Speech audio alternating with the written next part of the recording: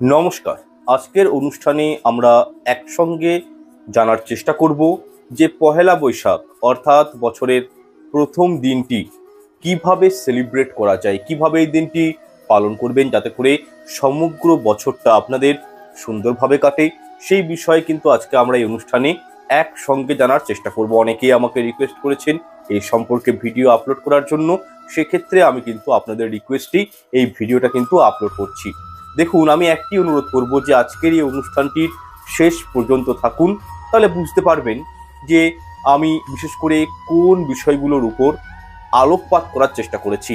প্রথমত, শুভ নববর্ষের প্রীতি ও শুভেচ্ছা রইল আমার প্রিয় প্রিয় শ্রোতা বন্ধুদের উদ্দেশ্যে, আমার সাবস্ক্রাইবারদের উদ্দেশ্যে। আপনারা প্রত্যেকেই নতুন বছরে ভালো থাকুন, সুস্থভাবে থাকুন, এটাই কামনা করি ঈশ্বরের কাছে, এবং এই কামনা করেই আজকের এই অনুষ্ঠানটি আমি শুরু করতে চলেছি। যাই হোক, বছরের প্রথম দিন অর্থাৎ পহেলা বৈশাখ, এই দিন সকাল সকাল ঘুম থেকে উঠে পড়ার চেষ্টা করবেন। দেরি করে ঘুম থেকে এই দিনটি উঠবেন না। উঠেই আপনাদের প্রথম কি কাজ হবে? নিজের হাতের করদর্শন করা। দেখুন, আমাদের হাতের মধ্যে শ্রী গোবিন্দ, মা লক্ষ্মী, মা সরস্বতী বিরাজমান। তাই ঘুম থেকে উঠেই বাসি বিছানাতে বসেই আপনাদের প্রথম কাজ হবে হাতের দর্শন করা, হাতের করদর্শন। এবং করদর্শন করে এই মন্ত্রটি 3 বার উচ্চারণ করবেন। করাগ্রে বসতে লক্ষ্মী, করমধ্যে সরস্বতী, করমূলে তু গোবিন্দায়, প্রভাতে করদর্শনম।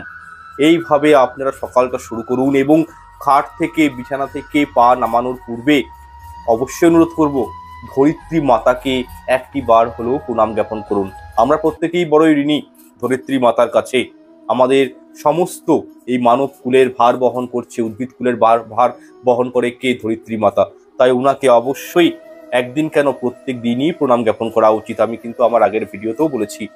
এবং কি, বাড়ির পুরুষেরা প্রথমে ডান পা মাটিতে ফেলবেন প্রণাম করে, এবং বাড়ির মহিলারা বাম পা মাটিতে ফেলবেন ধরিত্রী মাতাকে প্রণাম করে। এরপর আপনারা ভালো করে মুখ হাত পা ভালো করে পরিষ্কার করে ধুয়ে নেবেন, এবং স্নান পর্ব, প্রাতঃ স্নান সারবেন, শুদ্ধ বস্ত্র পরিধান করবেন। পুনরায় বলছি, প্রাতঃ স্নান মোটামুটি ধরুন 6টা থেকে 6:30টার মধ্যে স্নান করে ফেলার চেষ্টা করবেন। এরপর ধূপ ধুনো সহযোগে ঈশ্বরের সেবায় নিয়োজিত হবেন। যাদের বাড়িতে ধরুন কৃষ্ণ গোপাল ঠাকুর রয়েছে, তারা অতি অবশ্যই এই দিন শ্রীকৃষ্ণের উদ্দেশ্যে বিশেষভাবে পুজো অর্চনা, ওনার পছন্দের খাবার এবং ভগবানকে নতুন বস্ত্র পরাবেন। আমরা তো নিজেরা নতুন বস্ত্র পরি পয়লা বৈশাখের দিন, ভগবানকেও অবশ্যই নতুন বস্ত্র প্রদান করবেন এই দিনকে। উনার পছন্দ মতন কিছু খাবার ভগবানকে নিবেদন করবেন, এবং গোপাল ঠাকুর থাকলে, কৃষ্ণ ভগবান থাকলে, রাধা গোবিন্দ থাকলে অবশ্যই সাজ শৃঙ্গার করাবেন। এবং অবশ্যই মনে ভক্তি রেখে আমি অনুরোধ করব যে ভগবানের উদ্দেশ্যে আপনাদের প্রথম বাক্যটি হবে শুভ নববর্ষের প্রীতি ও শুভেচ্ছা। ভগবানের কাছে চাইবেন যেন সারাটা বছর সুস্থভাবে সব পরিবারের মঙ্গল হয়, এরূপ প্রার্থনা করবেন এই দিন। এছাড়াও নিজের ঠাকুর ঘরে বসে নিজের ইষ্টদেব বা গুরুদেব বা গুরু মাতা প্রাপ্ত যে মন্ত্রটি আপনাদের রয়েছে, সেই মন্ত্রটি কিন্তু অবশ্যই পাঠ কিন্তু করবেন। এরপর আপনারা আপনার ঘরের তুলসী মঞ্চে চলে আসবেন। সেখানে ধূপ এবং জল অবশ্যই আপনারা কিন্তু সিঞ্চন করবেন তুলসী মহারানীর উদ্দেশ্যে। তুলসী মহারানীর কাছে প্রার্থনা করবেন নতুন বছরটা যেন আপনাদের ভালো যায়। ওনার কাছে আশীর্বাদ নিয়ে আপনারা কিন্তু অবশ্যই পয়লা বৈশাখের দিন সূর্য নারায়ণ দেবের উদ্দেশ্যেও জল অর্ঘ্য নিবেদন করবেন। এরপর আপনারা যেটি করবেন তা হলো, ঠিক একই নিয়মে যার বাড়িতে যে দেবদেবী রয়েছে তাকে আপনারা প্রথমেই কিন্তু শুভ নববর্ষ বলবেন, এবং উনার কাছ থেকে প্রার্থনা রূপে আশীর্বাদ চান যেন বছরটা আপনাদের জন্য শুভ হয়, আপনাদের যেন অনুকূলে থাকে। এরপর পুজো সম্পন্ন করে ঈশ্বরকে ভক্তিভরে প্রণাম জ্ঞাপন করে আপনারা 5 থেকে 10টা মিনিট ভগবানের কাছেই বসে থাকুন। ঠাকুর ঘরেই অল্প একটু সময় দিন, কিছুক্ষণ মেডিটেশন করুন, এবং মনে মনে মহামন্ত্র হরে কৃষ্ণ হরে রাম, এই মহামন্ত্র পরমেশ্বর ভগবান শ্রীকৃষ্ণের মন্ত্র, অবশ্যই কিন্তু এই মন্ত্রটি জপ করুন। 5 থেকে 10 মিনিট করলেই হবে, মেডিটেশন করুন। এবং অবশ্যই পয়লা বৈশাখের দিন যদি পারেন পরমেশ্বর ভগবান শ্রীকৃষ্ণের মুখনিসৃত বাণী শ্রীমদ্ ভগবদ্ গীতার 1টি অথবা 2টি শ্লোক বাংলা অর্থসহ পাঠ করার চেষ্টা করুন, বোঝার চেষ্টা করুন।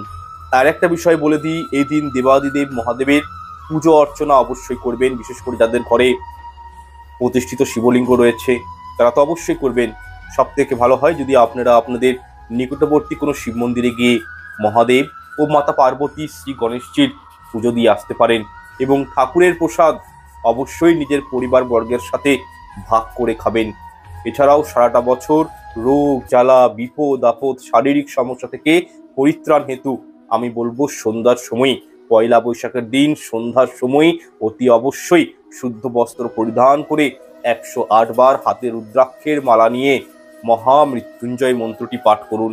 এর ফলে মহাদেবের কৃপায় রোগ জ্বালা বিপদ আপদ আপনাদের কিছুতেই দেখবেন ধারে কাছে আসতে পারবে না। নতুন বছরটা আপনাদের জন্য হ্যাপি ভাবে আপনারা কিন্তু নতুন বছরে মানে সুখী একটা জীবনযাপন করতে পারবেন, নিরোগ থাকতে পারবেন। যাই হোক, সকালের পুজো আপনারা সম্পন্ন করুন, যেভাবে পুজো অর্চনা করেন সেইভাবেই করুন।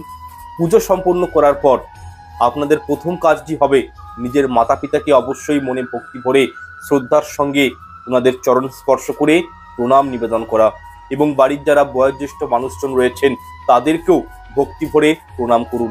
তাদের কাছ থেকে আশীর্বাদ চান যেন বছরটা আপনাদের ভালোভাবে যায়, আপনারা জীবনে যেন সফলতা প্রাপ্ত করতে পারেন এই কামনা করুন। এবং নিজের মাতা পিতাকে পারলে এই দিন যদি পারেন অবশ্যই করবেন, কিছু একটা গিফট প্রদান করবেন। এর ফলে তাদের মুখে হাসি আসবে, তারা আনন্দিত হয়। কারণ দেখুন, জীবনে চলার পথে সফলতা প্রাপ্তির জন্য ভগবানের আশীর্বাদ যেমন প্রয়োজন, তার থেকেও বেশি প্রয়োজন মাতা পিতার ভালোবাসা এবং আশীর্বাদ প্রাপ্ত করাটা। কারণ ধর্মশাস্ত্র অনুযায়ী মাতা পিতা হলেন সর্বদেবের সমতুল্য। যাই হোক, আপনারা পয়লা বৈশাখের দিন ঘরে সৎসঙ্গ রাখতে পারেন, এটি অত্যন্ত শুভকর্ম। এবং যদি পারেন সামর্থ্য অনুযায়ী গরিব মানুষদেরকে হেল্প করা, কোনো ব্রাহ্মণকে বৈষ্ণবকে নিজের বাড়িতে এনে কিছু সেবা প্রদান করাতে পারেন, কিছু খাদ্য আহার গ্রহণ করাতে পারেন। অসহায় মানুষদেরকে অন্ন বস্ত্র বা অর্থ দিয়ে সাহায্য করতে পারেন। এই দিন যদি আপনাদের ঘরে কোনো নিরীহ পশু চলে আসে তাদেরকে আপনারা কিন্তু কিছু খাওয়াতে পারেন। অবশ্যই যদি গোমাতা আসে রুটি মিষ্টি খাওয়াতে পারেন, এগুলো কিন্তু খুব পুণ্যের কাজ। দেখুন, আপনারা পহেলা বৈশাখের দিন যদি কোনো কিছু জিনিস কাউকে দান করেন বছরের প্রথম দিনটিতেই, এই দানটা কিন্তু অক্ষয় হয়ে থাকবে সারা জীবনের জন্য। দেখবেন মানে কত শত মানুষ ফুটপাতে, বাস স্ট্যান্ডে, স্টেশনে, ছোট ছোট বাচ্চারা, বয়স্ক মহিলা, বয়স্ক বৃদ্ধারা মানে খুবই কষ্টে থাকেন। একবেলা তাদের পেটে খাবার হয়তো জোটে না, তাদেরকে হয়তো কিছু খাওয়ালেন, তাদেরকে কিছু হয়তো দান করলেন। এর ফলে কিন্তু অক্ষয় পুণ্য অর্জন হয়, যে পুণ্য কখনোই ক্ষয় হয় না। তো সেহেতু আপনাদেরকে আমি অবশ্যই বলবো, বাড়িতে আপনাদের যদি এই দিন কেউ আসে, কোনো গরিব মানুষ, ভিক্ষুক মানুষ, অবশ্যই দান করার চেষ্টা করবেন। কোনো পাখি এলে, কোনো পশু পাখি এলে অবশ্যই তাদেরকেও কিছু না কিছু দানা শস্য বা খাবার দিতে পারেন। এগুলো কিন্তু পুণ্যের তালিকায় পড়ে। যাই হোক, এরপর একটু আমি খাওয়া দাওয়ার সম্পর্কে আপনাদেরকে বলে দিচ্ছি, পারলে একটু মেনে চলার চেষ্টা করবেন। দেখুন, পার্সোনালি আমি মনে করি রক্তপাত করে বা কোনো নিরীহ প্রাণীকে কষ্ট দিয়ে আনন্দ করাটা খুব একটা কিন্তু যথার্থ নয়। তাই এই দিন স্বাস্থ্যকে মেনে সাত্বিক আহার গ্রহণ করার চেষ্টা করবেন, নিরামিষ আহার গ্রহণ করার চেষ্টা করুন। আরেকটি বিষয়, যারা নেশা করেন, মদ্যপান করেন, তাদের উদ্দেশ্যে বলবো এই সবের থেকে বছরের প্রথম দিনটা পারলে একটু দূরে থাকুন।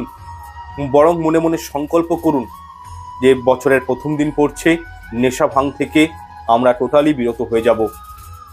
নেশা ভাঙ করা মোটেও কিন্তু ভালো জিনিস নয়। বহু পরিবার চোখের সামনে দেখেছি নষ্ট হয়ে যেতে।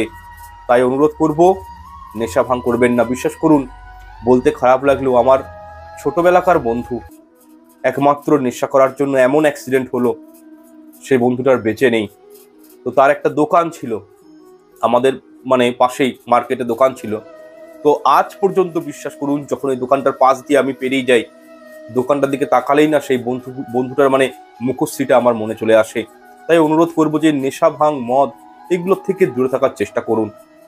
অনেক পরিবার নষ্ট হয়ে যায়। প্রকৃতপক্ষে জানেন তো নেশা করলে কি হয়, মানুষের মনুষ্যত্বটাকে ভুলিয়ে দেয়, মেন্টালি ডিসব্যালেন্স হয়ে যায় নেশা করলে, যার ফলে অ্যাক্সিডেন্ট, বিপদ আপদ, অন্যের ক্ষতি এগুলো কিন্তু মানে বিশেষভাবে মানে লক্ষণীয় হয়।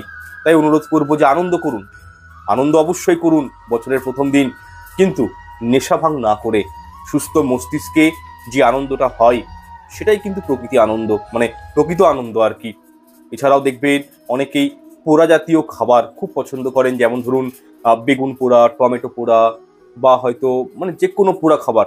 তো এই পোড়া জাতীয় কোনো খাবার কিন্তু আমি অনুরোধ করবো যে পয়লা বৈশাখের দিন, বছরের প্রথম দিন খাবেন না। নিজেদের মানে এই পোড়া খাবার খেলে কি হয় বিশেষ তিথিতে, যে কপালে দুর্ভাগ্য জুটে। তাই অনুরোধ করবো যে একটু এগুলোকে অ্যাভয়েড করার চেষ্টা করবেন, আমিষ আহার বর্জন করবেন, যত বেশি পারেন হরিনাম জপ করবেন, ভগবানের শরণাপন্ন হবেন, ভগবানকে নিয়ে ভাববেন, নিজের পরিবারকার সঙ্গে মানে আপনারা কিন্তু আউটিং করতে পারেন, কোনো অসুবিধা নেই। তো এবং চেষ্টা করবেন কি সাত্বিক আহারের উপর থাকার চেষ্টা করবেন। দেখুন, নতুন বছর আমাদের কাছে যেরকম একটা আনন্দের দিন, ঠিক তেমনই প্রত্যেকটি প্রাণী বা বলতে পারি উদ্ভিদ কুলের কাছেও এটি কিন্তু আনন্দের দিন। আমার দৃষ্টিভঙ্গি থেকে এটাই মনে হয়। সুতরাং আমি অনুরোধ করবো যে পয়লা বৈশাখের দিন পরিবারবর্গের সাথে, বন্ধু বান্ধবীদের সাথে ঝুট ঝামেলা অশান্তি কখনই জড়িয়ে পড়বেন না। কাউকে এমন কোনো কথা আপনারা মুখ থেকে মানে বার করবেন না আপনারা, যার ফলে সেই মানুষটির কষ্ট হয়। কোনো প্রকারের মানে ব্যক্তিকে আঘাত করবেন না, মনোদুঃখ দিয়ে কথাবার্তা বলবেন না। ধরিত্রী মাতাকে, পৃথিবী মাতাকে কোনোভাবেই কষ্ট দিবেন না, গাছ কাটবেন না, প্রকৃতি মাতাকে কোনোভাবেই কষ্ট দিবেন না এই দিন। কারণ দেখুন, নতুন বছর আসছে, প্রকৃতি মাতাও আমাদের সঙ্গে নতুন বছরকে স্বাগতম জানাই এবং উনিও কিন্তু আনন্দে মেতে ওঠেন। তাই দেখুন, আমি যে বিষয়গুলো আপনাদেরকে বললাম, আমার মতন করে চেষ্টা করেছি বোঝানোর, এই বিষয়গুলো একটু মাথায় রাখবেন। যাই হোক, আমি প্রত্যেকটা বিষয় আপনাদেরকে আমার মতন করে বোঝানোর চেষ্টা করেছি। আশা করছি বিষয়গুলো আপনারা বুঝতে পেরেছেন। ভালো থাকুন, সুস্থ থাকুন। ভিডিওটি আর দীর্ঘায়িত করছি না। ঈশ্বর আপনাদের প্রত্যেকের মঙ্গল করুক। শুভ নববর্ষের প্রীতি ও শুভেচ্ছা রইল প্রত্যেকের উদ্দেশ্যে। সঙ্গে থাকবেন অনুরোধ রইল, এবং অনুষ্ঠানগুলি ভালো লেগে থাকলে লাইক, কমেন্ট, শেয়ার করতে ভুলবেন না, এবং চ্যানেলটি অবশ্যই সাবস্ক্রাইব করে পাশে থাকা বেল আইকনটি অন করে রাখবেন। ঈশ্বর আপনাদের মঙ্গল করুক। নমস্কার, ধন্যবাদ।